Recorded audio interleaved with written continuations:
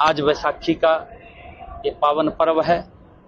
आज जलियांवाला बाग की वो अंग्रेजों ने जिन हजारों लोगों पर, निहत्थे लोगों पर गोलियां चलाने का आदेश दिया था, आज उनको भी नमन करने का ये दिन है। और बैसाखी का पर्व हरियाणा कुरुक्षेत्र की इस पवित्र भूमि पर, जहां समय समय पर गुरुओं के चरण कमल पड़े हैं, आज 2 दिवसीय बैसाखी का ये महोत्सव यहाँ पर इसका शुभ आरंभ हो रहा है। इसके लिए भी मैं सभी को, क्योंकि हमारी संस्कृति, हमारे संस्कारों ये एकता, भाईचारे, प्रेम और हमारे किसानों में एक नया उत्साह और जोश ये पर्व लेकर के आता है। मैं इसकी बहुत बहुत बधाई और शुभकामनाएं देता हूं। और मैं ये अपील भी करूंगा कि यहाँ पर जो सर्वंशदानी श्री गुरु गोविंद सिंह जी ने जो खालसा पंथ की स्थापना की थी, उसकी एग्जीबिशन भी यहाँ लगी है। वो आएँ, देखें, बच्चों के साथ आएँ, बच्चों के साथ देखें और इसका बैसाखी के महोत्सव का पूरा आनंद लें। मैं सभी को बैसाखी महोत्सव की बहुत बहुत बधाई और शुभकामनाएं। हरियाणा महिला आयोग को लेकर आरोप लगा रहा है कि बायोमेट्रिक नहीं होनी चाहिए, इसको लेकर बगाता नहीं, देखिए, विपक्ष ये गलत आरोप लगा रहा है। इसमें किसी प्रकार की कोई दिक्कत, कोई समस्या भी नहीं है, क्योंकि ये जो गड़बड़े को रोकने के लिए और किसान को कोई दिक्कत नहीं है इसके अंदर, हमने उसकी पूरी व्यवस्था की है।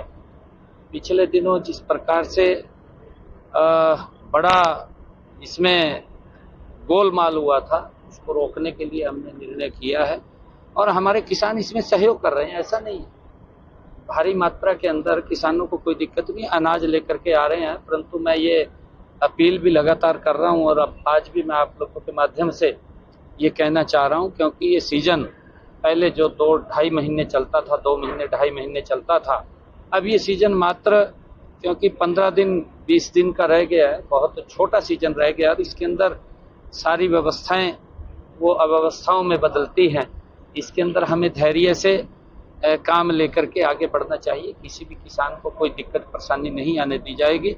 एक एक दाना हमने कहा है कि हमारी सरकार खरीद रही है और जो भी खरीद रहे हैं उसका उठान भी हो रहा है। उठान के साथ साथ किसानों के खाते में तुरंत पैसा भी पहुंचा। हरियाणा महिला आयोग ने सिफारिश की है कि उन कलाकारों पे 3 साल का बैन लगाया जाए जो गन कल्चर और महिलाओं पे गलत टिप्पणी करते हैं। ऐसे कलाकारों पे 3 साल का बैन लगाने की सिफारिश की है सरकार से, क्या कहेंगे? देखिए, क्योंकि हमारी संस्कृति है और हमारी संस्कृति आप देख रहे हैं कि आज नारी शक्ति वंदन आदरणीय प्रधानमंत्री जी ने देश की 50% आबादी को सम्मान दिया है।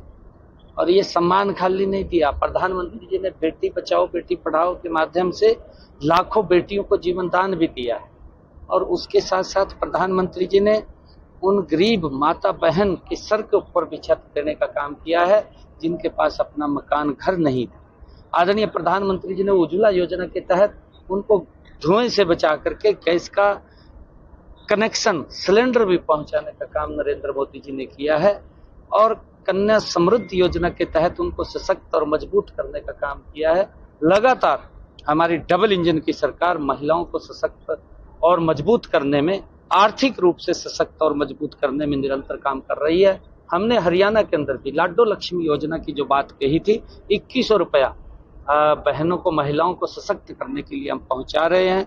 और उसके साथ साथ बहुत सारे ऐसी योजनाएं हैं जो बहनों तक पहुंच रही हैं। परंतु इस प्रकार की, चाहे वो गाने हो, चाहे अन्य कोई गन कल्चर हो, वो शोभा नहीं देता हमारे समाज के अंदर, क्योंकि हमारी संस्कृति, हमारे संस्कार वो इस प्रकार के हैं। और ये संस्कृति संस्कार हमें माताओं से ही मिलते हैं, अतः उनको संरक्षण करना और उनको हमने आगे बढ़ाना, ये हमारी जिम्मेवारी है। गलत नहीं करना। पश्चिम बंगाल में जा रहे हैं, अब भी आगरा के दौरा है पश्चिम बंगाल का, वहाँ इलेक्शन है। हाँ, जैसे जैसे भी वहाँ का चलेगा इलेक्शन तो जाना होगा। पिछले दिनों में गया था नॉमिनेशन के ऊपर। आज पश्चिम बंगाल के लोगों ने मन बना लिया है कि आदरणीय मोदी जी के नेतृत्व में ही पश्चिम बंगाल विकसित बंगाल बन सकता है।